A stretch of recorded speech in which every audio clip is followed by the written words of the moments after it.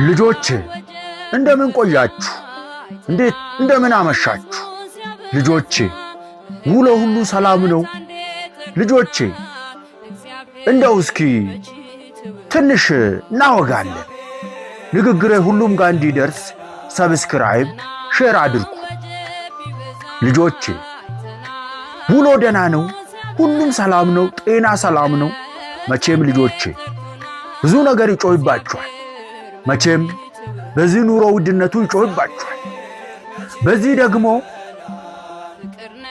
የግል ዳኛ አድርገህ ኢየሱስን ተቀበል እያለ ሞንታርቦ ይዞ ደግሞ ይጮሃል። በሌላ በኩል ልጆቼ አይዟችሁ፣ በርቱ፣ ጠንክሩ።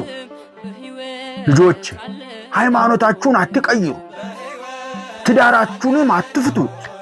ተዋደዱ፣ ተፋቀሩ፣ አይዟችሁ። ውሸት ሲበዛ እውነትን ያሸነፈ ይመስላል፣ ግን እውነት እውነት ነች። እውነት አትበጠስም። ውሸት ግን አንድ ቀን ይወድቃል፣ ይዋረዳል። ልጆቼ አይዟችሁ፣ አይዟችሁ።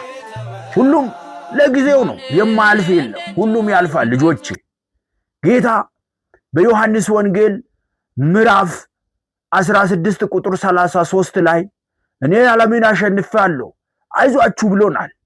በዓለም ሳላችሁ ፈተና አለባችሁ፣ አይዟችሁ እኔ አሸንፌአለሁ ስላለን እኛም እናሸንፋለን።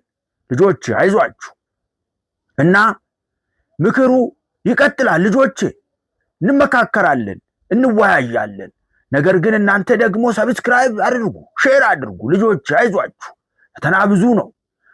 የታመሙትን፣ በየሆስፒታሉ የወደቁትን፣ በየጸበሉ የምንከራተቱትን ጌታ ኢየሱስ ክርስቶስ ይፈውስልን፣ ያድንልን። በእውነቱ አይዟችሁ ልጆች፣ ሰላም ይደሩልን።